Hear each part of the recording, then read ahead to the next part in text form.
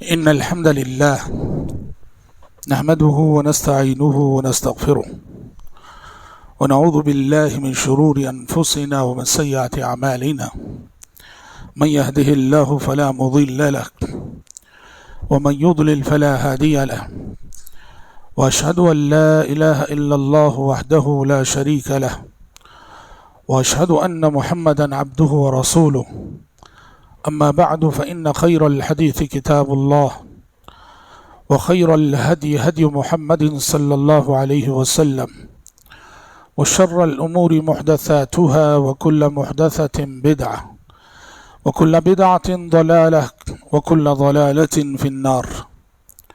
أعوذ بالله السميع العليم من الشيطان الرجيم من همزه ونفخه ونفسه.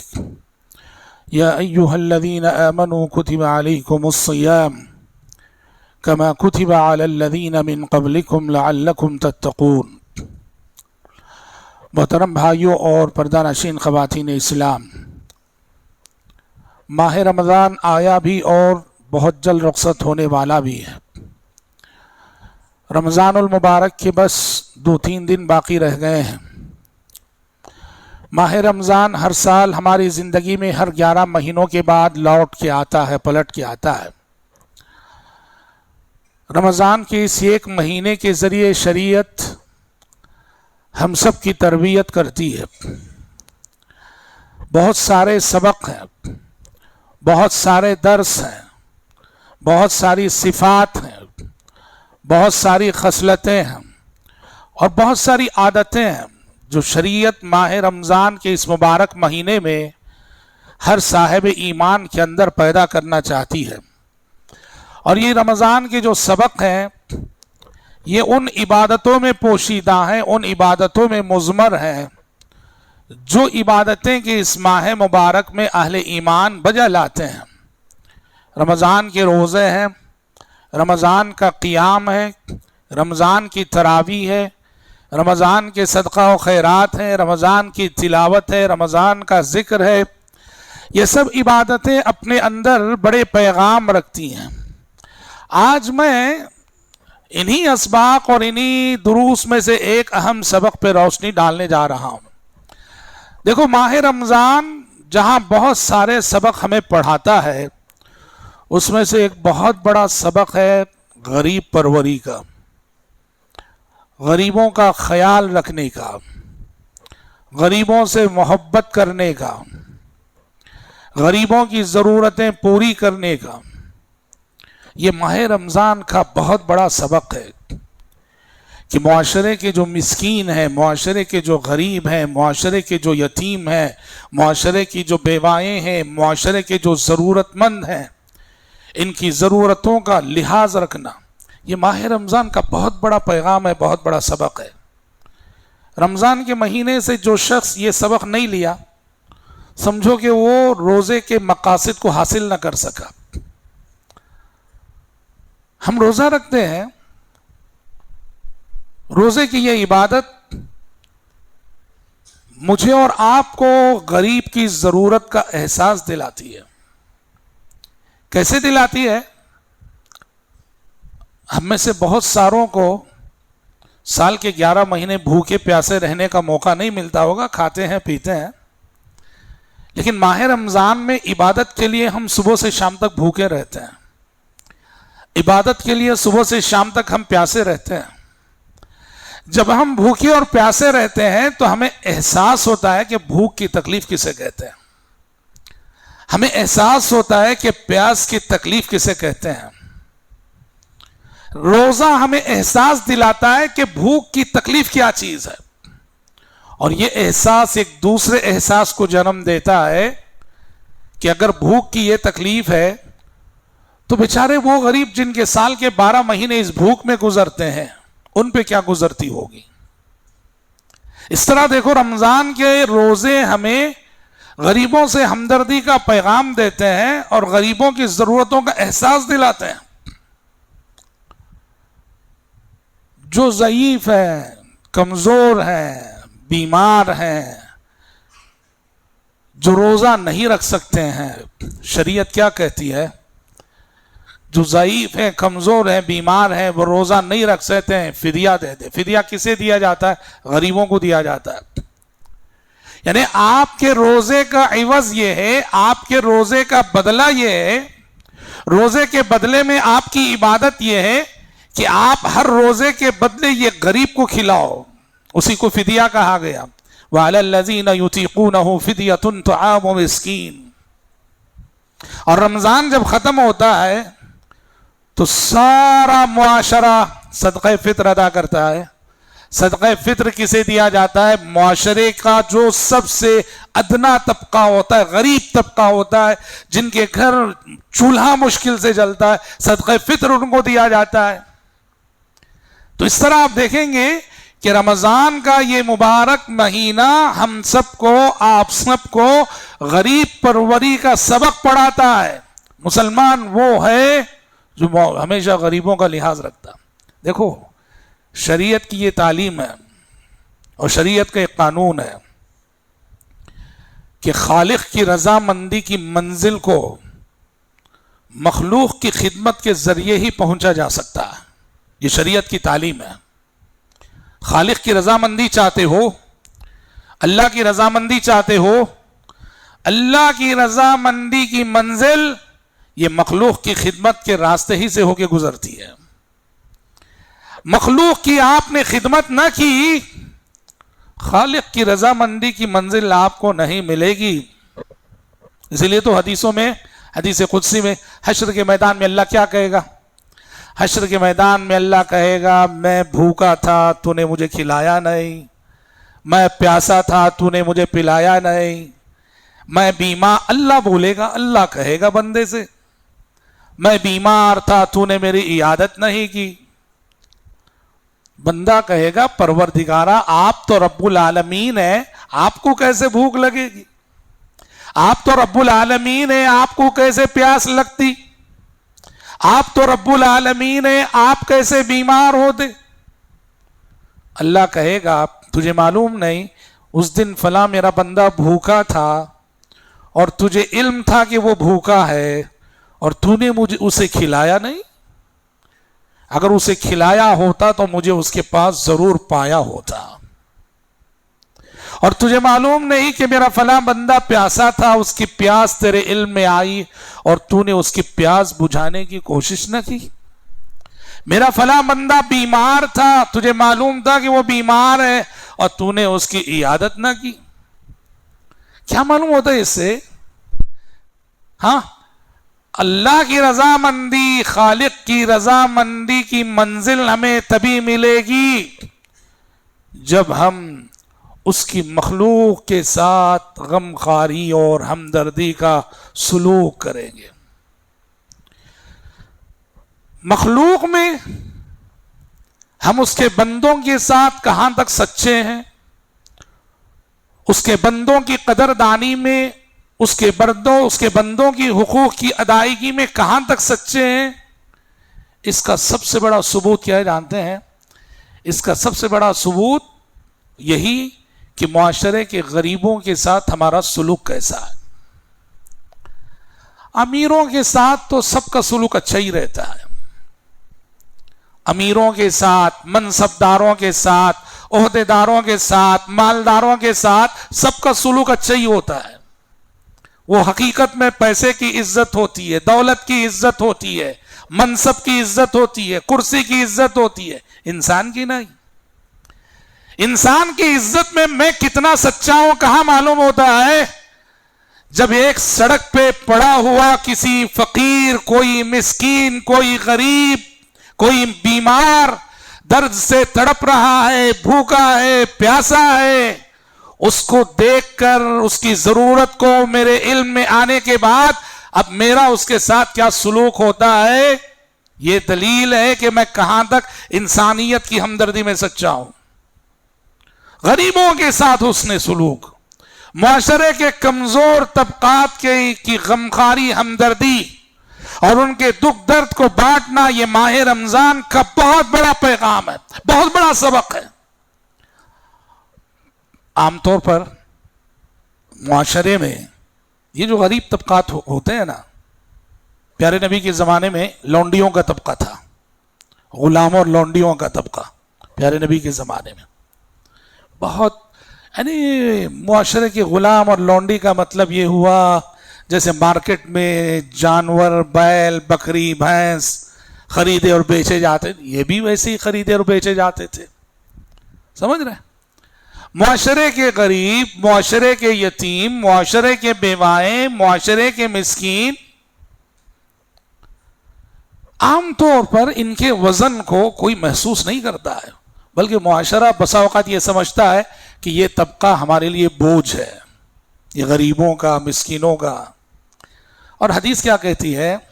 حدیث کہتی ہے تمہاری صفوں میں اگر غریب موجود ہے، تمہارے معاشرے میں اگر غریب موجود ہے، تمہارے خاندان میں اگر غریب موجود ہے، تو اس غریب کو کا شکر ادا کرو کہ اللہ رب العزت کی رحمتیں جو تمہارے اوپر نازل ہو رہی ہیں بسا اوقات اسی غریب کی وجہ سے نازل ہو رہی ہوگی، اسی غریب کی وجہ سے نازل ہو رہی ہوگی. آپ نے کہا انما تنصرون وترزقون بضعفائکم، اللہ تمہاری مدد جو کرتا ہے تمہارے کمزوروں کی وجہ سے کرتا ہے، تمہارے کمزوروں کی وجہ سے اللہ تمہیں رزق دے رہا ہے، تمہارے کمزوروں کی وجہ سے اللہ تمہیں روزی دے رہا ہے، تمہارے کمزوروں کی وجہ سے اللہ تمہاری مدد کر رہا ہے. یہ کمزور نہ ہوتے، یہ ضعیف نہ ہوتے، یہ مسکین نہ ہوتے، یہ غریب اور نادار نہ ہوتے تو پھر تم لوگ اللہ کی مدد سے کب کے محروم ہو گئے ہوتے. یہ چیز ہمیں غریبوں کے تعلق سے اور معاشرے کے کمزور لوگوں کے تعلق سے ایک تصور دیتی ہے کہ ہمیں کس طرح انہیں دیکھنا ہے اور کس نظر سے دیکھنا اور کیسے سمجھنا ہے. مشرکین مکہ پیارے نبی صلی اللہ علیہ وسلم کے پاس آئے اور ایک شرط رکھی، ایک ڈیمانڈ کیا. انہوں نے کہا کہ محمد آپ چاہتے ہیں کہ ہم آپ کی باتیں سنیں، آپ کی باتوں پہ غور کریں، تو ایک شرط ہے. کہا کیا شرط ہے؟ شرط یہ ہے کہ یہ جو بلال، عمار جیسے غریب لوگ ہمیشہ آپ کو گھیرے رہتے ہیں، ان کو آپ پہلے ہٹاؤ. ہم جیسے بڑے لوگ اگر آنا ہے آپ کے پاس تو ان غریبوں کو اپنے سے دور کرو، ان غریبوں کو پہلے ہٹاؤ، تب ہم آئیں گے. آسمان سے فوراً وحی آ گئی، وَلَا تَطْرُدِ الَّذِينَ يَدْعُونَ رَبَّهُمْ بِالْغَدَاةِ وَالْعَشِيِّ يُرِيدُونَ وَجْهَهُ. فوراً وحی آ گئی. اے پیغمبر ہوشیار، ان مشرکین کے مطالبے پر، ان کے ڈیمانڈ پر، ان غریبوں کو، ان مسکینوں کو جو صبح و شام اللہ کی عبادت میں مصروف رہتے ہیں، ہرگز ہرگز دھتکارنا مت، ہرگز ہرگز دور کرنا مت. فوراً وحی آ گئی اور مشرکین سے کہہ دیا گیا آنا ہو تو بغیر ڈیمانڈ کے آؤ، سننا ہو بغیر ڈیمانڈ کے سنو. انہی پتھروں پہ چل کر اگر آ سکو تو آؤ، میرے گھر کے راستے میں کوئی کہکشاں نہیں ہے.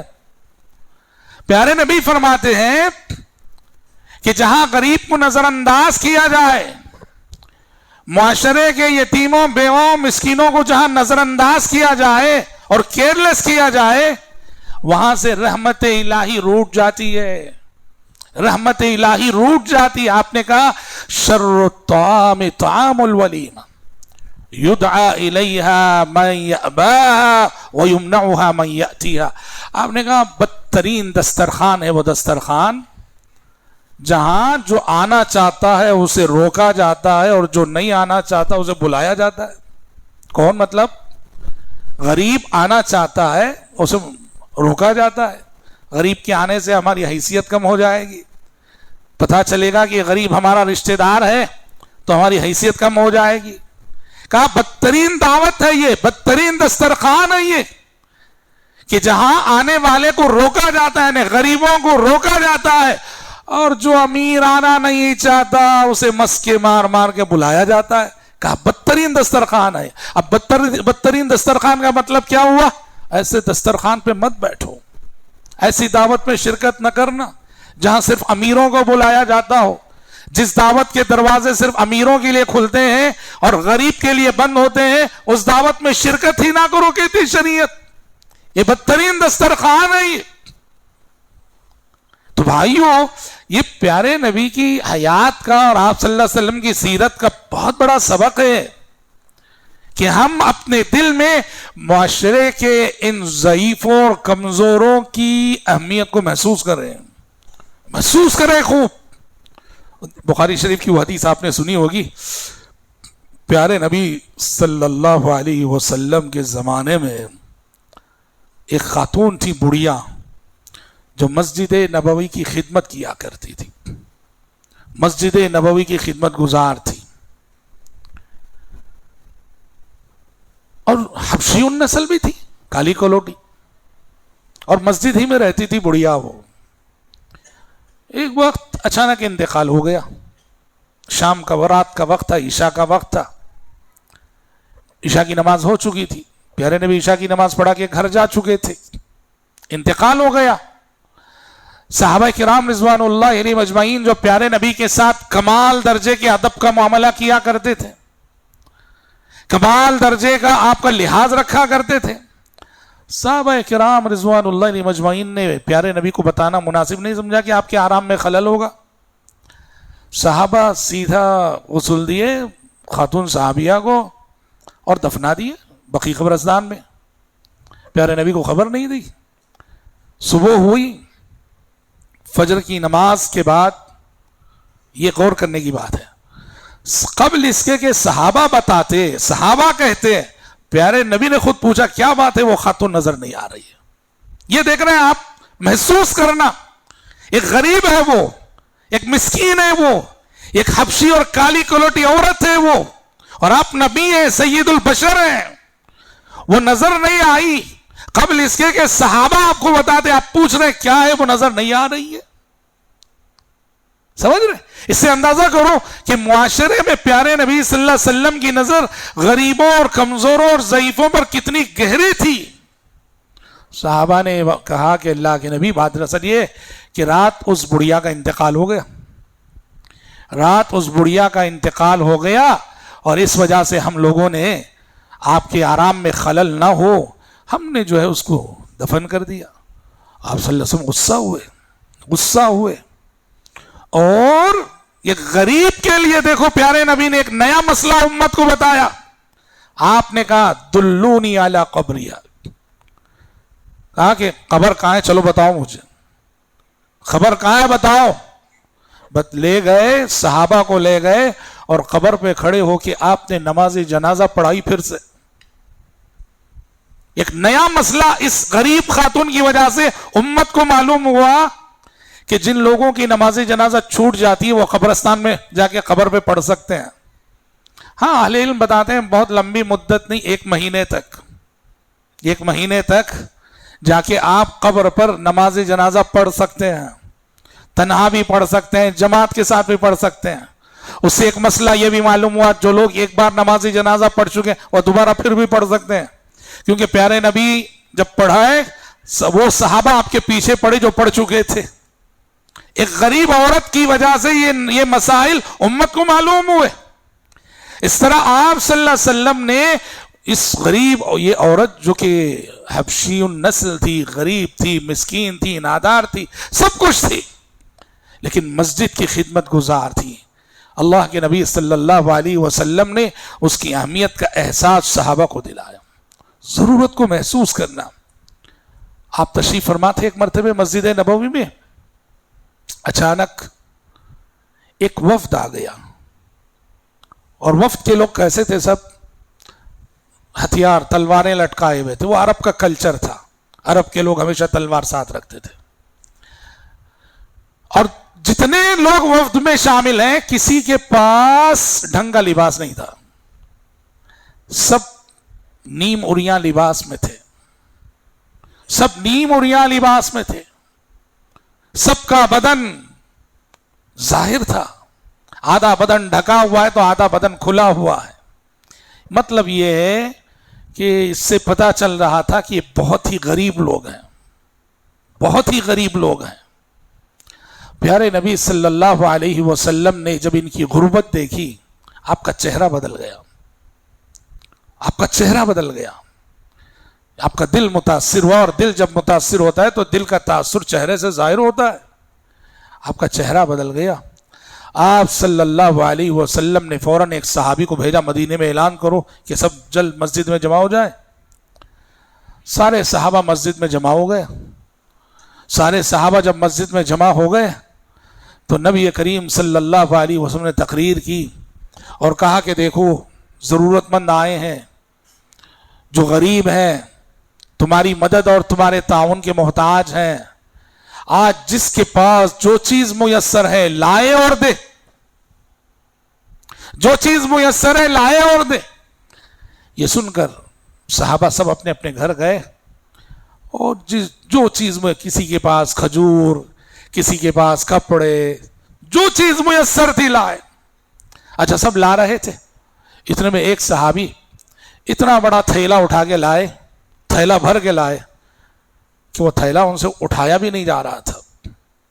بڑی مشکل سے اس تھیلے کو اٹھا رہے تھے صحابی۔ تو اس صحابی کے مقدار صدقہ کو دیکھ کر بعد میں آنے والوں کی مقدار صدقہ بڑھ گئی۔ سب تھوڑا تھوڑا لا رہے تھے، جب یہ صحابی پورا تھیلا لے کر آئے تو ان کے تھیلے کی مقدار کو دیکھ کر بعد میں آنے والوں کی مقدار بڑھ گئی، سب زیادہ سے زیادہ لانے لگے۔ یہاں تک کہ صحابی رسول کہتے ہیں، میں نے دیکھا مسجد نبوی میں دو ڈھیر جمع ہو گئے، ایک طرف غذائی اجناس کا ڈھیر اور ایک طرف کپڑے لتے کا ڈھیر۔ کہتے ہیں صحابی رسول، میں نے دیکھا پیارے نبی کے چہرے کو لہلہا اٹھا ہے خوشی سے، اور ایسا خوش ہو گئے آپ صلی اللہ علیہ وسلم کہ آپ کا چہرہ خوشی سے لال ہو گیا، چمکنے لگا، لگ رہا تھا آپ کے چہرے کو سونے کا پانی پلا دیا گیا ہو۔ یہ جو غور کرنے کی بات ہے، جب ان لوگوں کی ضرورت محسوس ہوئی، ان کی غربت آپ نے دیکھی، ان کی ناداری آپ نے دیکھی، تو آپ صلی اللہ علیہ وسلم دکھی ہو گئے، غمزدہ ہو گئے، اور وہ چیز آپ کے چہرے سے نمایاں ہو گئی۔ اور جب ان کے مسائل کا حل نکل گیا، ان کی ضرورتیں پوری ہو گئیں، کتنا خوش ہو گئے آپ صلی اللہ علیہ وسلم۔ ہم کہاں ہیں پیارے نبی کی ان سنتوں سے؟ ہاں، معاشرے کے غریب، ہمارے خاندان کے غریب۔ اصل کیا ہے کہ موجودہ دور میں انسان نفسی کے عالم میں جی رہا ہے، میں، میرے بیوی بچے، بس، سمجھ رہے؟ دوسروں کی کسی کی فکر نہیں۔ وہ رشتہ دار ہو، وہ پڑوسی ہو، وہ کوئی بھی کیوں نہ ہو، میں اچھا رہوں، میرے بیوی بچے اچھے رہیں، میں کھاتا پیتا رہوں، میرے بیوی بچے کھاتے پیتے رہیں، بس ہے۔ یہ خود غرضی ہے، اور یہ خود غرضی یہ امت محمدیہ کی صفت نہیں ہے۔ پیارے نبی نے کہا یہ وہ امت ہے، کنتم خیر امت اخرجت للناس، یہ وہ امت ہے جو لوگوں کے لیے برپا کی گئی ہے۔ مطلب یہ ہے کہ اس امت کے ایک ایک فرد کو انسانیت کے لیے جینا ہے، انسانیت کے لیے جینا ہے۔ آپ کے دل کی دھڑکنوں میں انسانیت کا دکھ درد ہونا ہے۔ تبھی تو آپ صلی اللہ علیہ وسلم نے کہا لیس المسلم الذي يشبع وجاره جائع، لیس المسلم الذي يشبع وجاره جائع۔ وہ شخص مسلمان ہو نہیں سکتا خود تو پیٹ بھر کے کھائے اور اس کا پڑوس بھوکا ہو۔ آپ کتنی نمازیں کیوں نہ پڑھ لیں، اچھے مسلمان نہیں کہلائیں گے آپ اگر اپنے بھوکے پڑوسی کی بھوک کا احساس آپ کو نہ ہو، اور اپنے بھوکے پڑوسی کی بھوک کو مٹانے کی کوشش اگر آپ نہ کریں۔ آپ صلی اللہ علیہ وسلم نے کہا وہ مثالی مومن ہو ہی نہیں سکتا ہے۔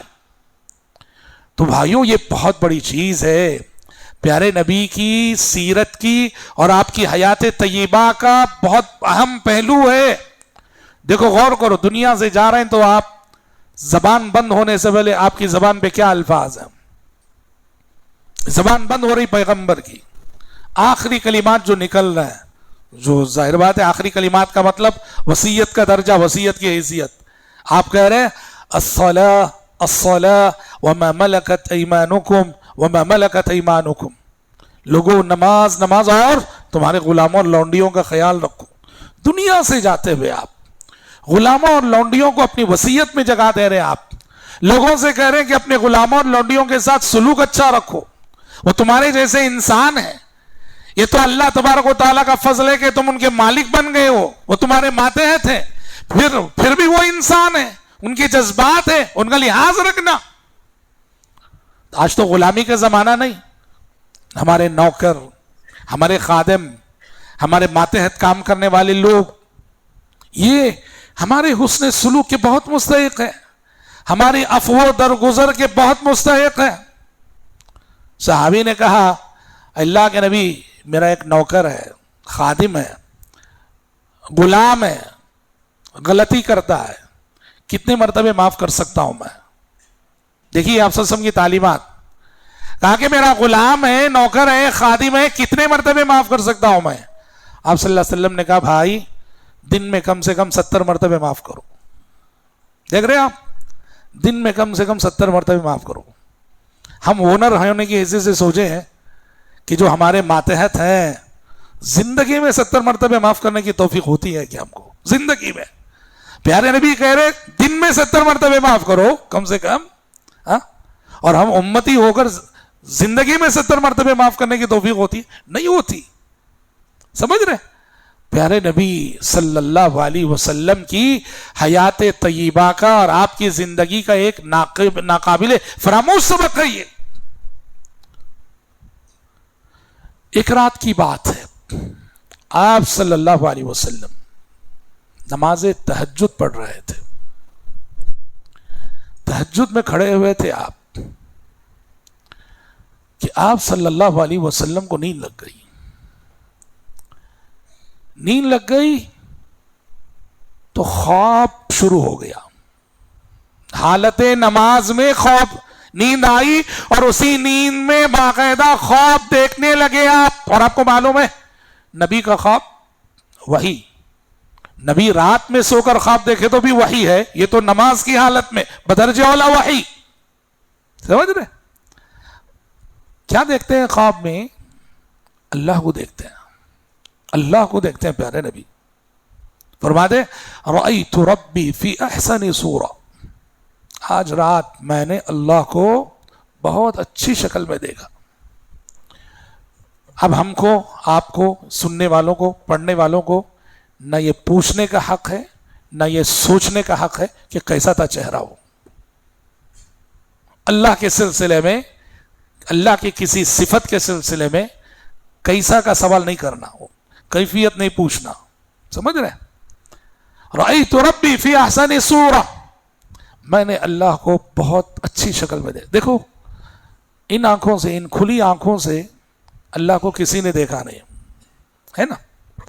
ان کھلی آنکھوں سے اس دنیا میں اللہ کو کسی نے دیکھا نہیں، پیارے نبی نے بھی نہیں دیکھا. ہاں یہ خواب کی رویت ہے، خواب کا دیدار ہے، خواب میں پیارے نبی نے دیکھا، کھلی آنکھوں سے نہیں دیکھا. تو کہا رأیت ربی فی احسن صورہ، میں نے اللہ رب العالمین کو بہت اچھی شکل میں دیکھا. اللہ نے پوچھا کہ یا محمد اتدری فیما یختصم الملأ الاعلی، کہ محمد بتا سکتے ہو کہ ملائے اعلیٰ کے فرشتوں میں اس وقت کیا بحث چل رہی ہے، کیا گفتگو چل رہی ہے؟ ملائے اعلیٰ فرشتوں کی کئی جماعتیں، کئی طبقات ہیں. وہ فرشتے جو اللہ کے مقرب فرشتے ہیں، جو اللہ رب العزت کے عرش کے کو تھامے ہوئے اور عرش کو گھیرے ہوئے فرشتے ہیں، ان کو ملائے اعلیٰ کہا جاتا ہے کہ فرشتوں کی سب سے اعلیٰ جماعت. تو اللہ نے پیارے نبی سے اس خواب میں سوال کیا اتدری فیما یختصم الملأ الاعلی، محمد جانتے ہو کہ ملائے اعلیٰ کے فرشتے اس وقت کیا گفتگو کر رہے ہیں؟ پیارے نبی نے کہا کہ مجھے نہیں معلوم، مجھے نہیں معلوم. پیارے نبی کہتے ہیں جب میں نے کہا کہ مجھے نہیں معلوم تو اللہ رب العزت نے اپنا دست مبارک میری پیٹھ پہ رکھا، اور جیسے ہی اللہ رب العزت نے اپنا ہاتھ اور اپنا دست مبارک میری پیٹھ پہ رکھا، اس وقت غیب کے پردے میرے سامنے سے ہٹ گئے اور میں ملائے اعلیٰ کے فرشتوں کی گفتگو سننے لگا.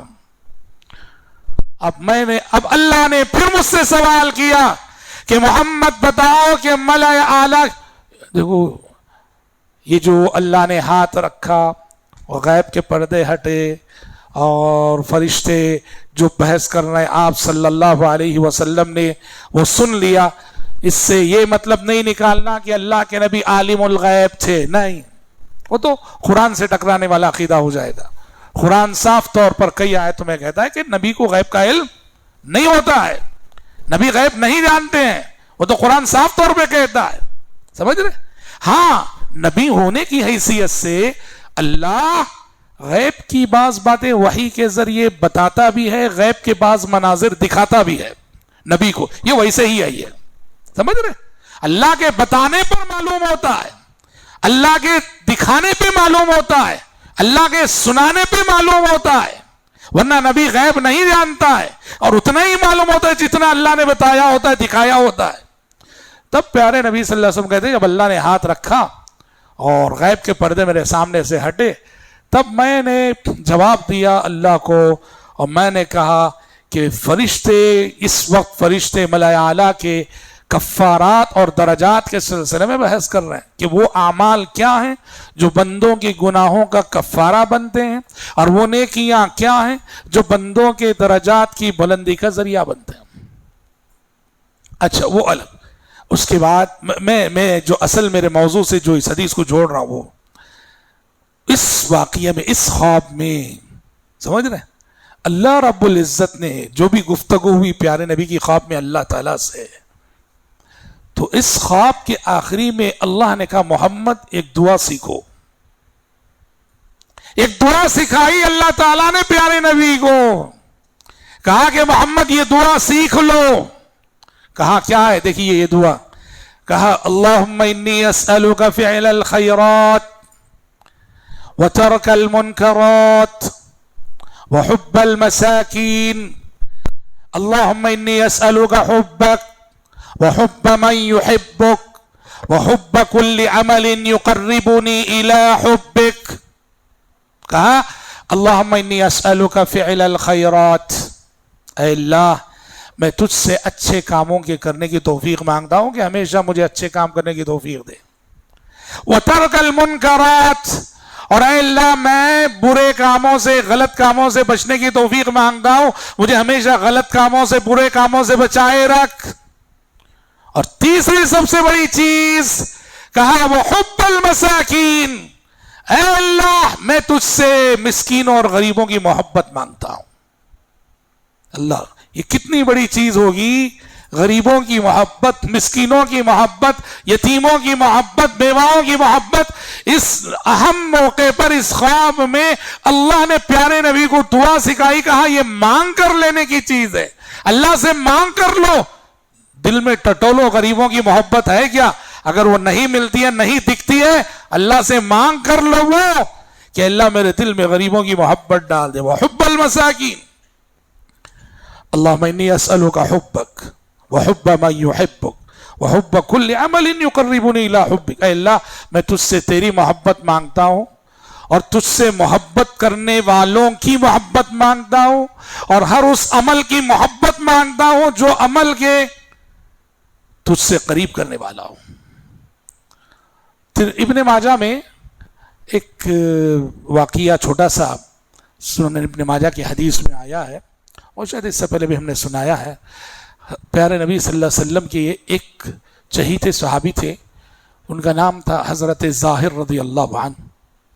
ظاہر کون تھے؟ حضرت ظاہر غریب صحابی تھے، غریب، بد شکل تھے۔ اللہ نے دنیا آزمائش کی جگہ ہے، ان کو شکل اچھی نہیں دی تھی، شکل ان کی بد شکل تھے، سمجھ رہے؟ اور دیہاتی تھے، غریب، بد شکل، دیہاتی۔ ایسے لوگوں کو کون پوچھتا ہے؟ ایسے لوگوں کو کون گنتا ہے؟ لیکن دیکھو کہ وہ پیارے نبی کے بہت چہیتے صحابی تھے، بہت لاڈیلے صحابی تھے۔ پیارے نبی بے انتہا محبت کرتے تھے ان صحابی سے۔ وہ اب کھیڑے سے آتے تھے مدینے کو، تو کھیڑے میں جو ترکاری ورکاری اگتی ہے وہ سب پیارے نبی کو تحفے میں لا کے دیتے تھے، اور جب تک وہ مدینے میں رہتے پیارے نبی انہیں کھلاتے پلاتے تھے۔ اور جب وہ جاتے تو پیارے نبی بھی ان کو توشہ باندھ کے دیتے تھے. یہ تعلق تھا پیارے نبی سے. ایک مرتبہ کی بات ہے، مدینے کا بازار تھا، مدینے کا مارکیٹ ہے. حضرت ظاہر رضی اللہ عنہ مدینے کے بازار اور مارکیٹ میں کھڑے ہوئے کوئی چیز بیچ رہے تھے. آپ صلی اللہ علیہ وسلم نے دیکھا کہ ظاہر ہے بیچ رہے ہیں کوئی چیز. آپ صلی اللہ علیہ وسلم خاموشی سے پیچھے سے تشریف لے گئے کہ ان کو محسوس بھی نہیں ہوا، اور جا کے آپ نے پیچھے سے ان کی آنکھیں بند کر لی، جیسے آنکھ مچولی کھیلا کرتے ہیں نا بچے.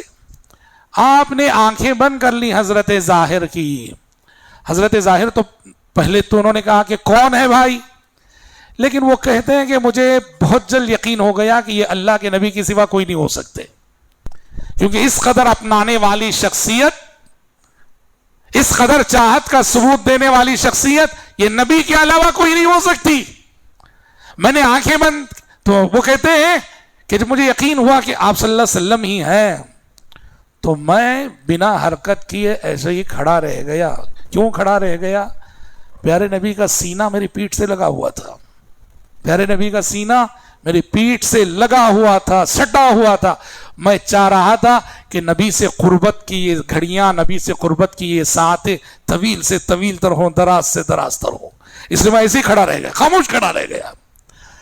پیارے نبی کو بھی یقین ہو گیا کہ پہچان لیے ہیں، یہ معلوم کر لیے کہ میں ہی ہوں.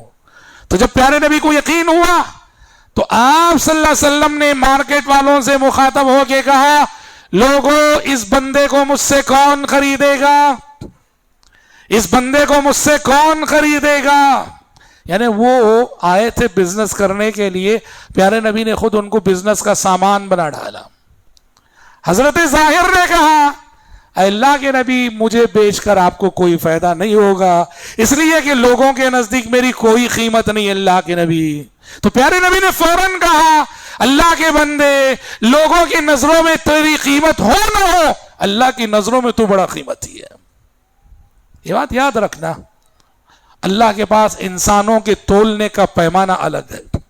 ہم انسانوں کو تولتے ہیں دولت کی بنیاد پر، شہرت کی بنیاد پر، کرسی کی بنیاد پر، عہدہ و منصب کی بنیاد پر، تعلقات کی بنیاد پر، کپڑوں کی بنیاد پر، پتہ نہیں کیا کیا ہماری بنیادیں انسانوں کو تولنے کی. رب العزت کا پیمانہ الگ ہے. وہاں انسان صرف اور صرف تقوی کی بنیاد پہ تولے جاتے ہیں. وہاں انسانوں کا وزن صرف تقوی کی بنیاد پر، عمل صالح کی بنیاد پر ہوتا ہے. وہاں اور ساری بنیادیں ابس ہیں. اس لیے پیارے نبی نے کہا کہ دنیا والوں کی نظروں میں تمہاری قیمت ہو نہ ہو، اللہ کی نظروں میں تم بڑے قیمتی ہو. تو بھائیو، بات مختصر یہ ہے، ماہ رمضان جو ہر سال آتا ہے ہماری زندگیوں میں، ماہ رمضان کا ایک بہت بڑا سبق ہے معاشرے کے غریبوں سے ہمدردی. اور غریبوں میں سر فہرست ہمارے اپنے خاندان کے غریب. ہمارے اپنے ہر شخص اپنے خاندان کے غریبوں کا پہلا حق ہے. اور سبحان اللہ، دیکھیے اللہ رب العزت نے دولت کی تقسیم ایسے کی ہے، اس کی حکمت ہے کہ آپ دیکھ لو ہر خاندان میں کتنے بھی غریب ہوں، اللہ نے ہر خاندان میں 2-4 افراد کو، اکا دکا افراد کو امیر بنایا ہوتا ہے. وہ امیر لوگ اگر اپنے خاندان کے غریبوں کا 100% حقوق ادا کریں، کما کو خیال رکھیں، معاشرے میں کوئی غریب بچے گا نہیں. یعنی معاشرے کا ہر مالدار اور معاشرے کا ہر امیر اگر صرف اپنے خاندان کے غریبوں کا پورا خیال رکھ لے، معاشرے میں کوئی غریب نہیں بچے گا. لیکن مسئلہ یہ ہے، امیروں میں، مالداروں میں ایک بہت بڑی کمزوری، خاندان کے باہر والوں کو خوب دیں گے، نوازیں گے، خاندان کے غریبوں کو نہیں دیں گے. یہ ہر جگہ، یہ منظر ہر جگہ دیکھنے میں آتا ہے. خاندان کے باہر تو برسات ہوگی ہماری سخاوت کی، اور خاندان کے جو امیر ہیں، غریب ہیں، ان کا لحاظ نہیں. سعودیہ میں بھی شیخ عثیمین کو نصیحت کرنی پڑی ایک مرتبہ. سعودیہ کے امیر دنیا بھر کو دیتے ماشاءاللہ. پہلے سعودیہ بہت دیتا تھا، اب تو پہلے بہت دیتا تھا سعودیہ، لیکن خود سعودیہ میں بہت سارے غریب ہیں. تو شیخ عثیمین کو باقاعدہ نصیحت کرنی پڑی ایک مرتبہ سعودیہ کے امیروں مالداروں کو کہ آپ جو عالم اسلام کی مدد کر رہے ہیں بہت اچھی بات ہے، لیکن آپ کی مدد تعاون کے سب سے زیادہ مستحق تمہارے اپنے غریب بھائی جو تمہارے اپنے ملک کے اندر ہے، سعودیہ کے دیہاتوں میں بڑی غربت ہے، وہاں کے دیہاتوں میں بھی غریب پائے جاتے ہیں، ایسا نہیں کہ سب امیر ہیں، سمجھ رہے ہیں؟ تو لہٰذا معاشرے کے غریبوں، ضرورت مندوں، یتیموں، بیواؤں، مسکینوں، ان سے ہمدردی ہونی چاہیے، ان کے دکھ درد کو بانٹنے کی کوشش کرنی چاہیے، ان سے محبت ہونی چاہیے، اور ان کی ضرورتوں کی تکمیل کی ہم سب کو کوشش کرنی چاہیے۔ یہ رمضان کا بہت بڑا سبق ہے۔ اللہ رب العزت سے دعا ہے کہ پروردگار عالم مجھ کہنے والے کو اور آپ سبھی سننے والوں کو پیارے نبی صلی اللہ علیہ وسلم کی ان عظیم تعلیمات اور کتاب و سنت کے یہ احکامات جو غریبوں کے تعلق سے ہیں، اللہ تبارک و تعالیٰ یہ صفات ہمیں اپنے اندر پیدا کرنے کی توفیق عطا فرمائے۔ اللہم آمین۔ وصلی اللہ وسلم علی خیر خلقہ محمد وآلہ وصحبہ اجمعین۔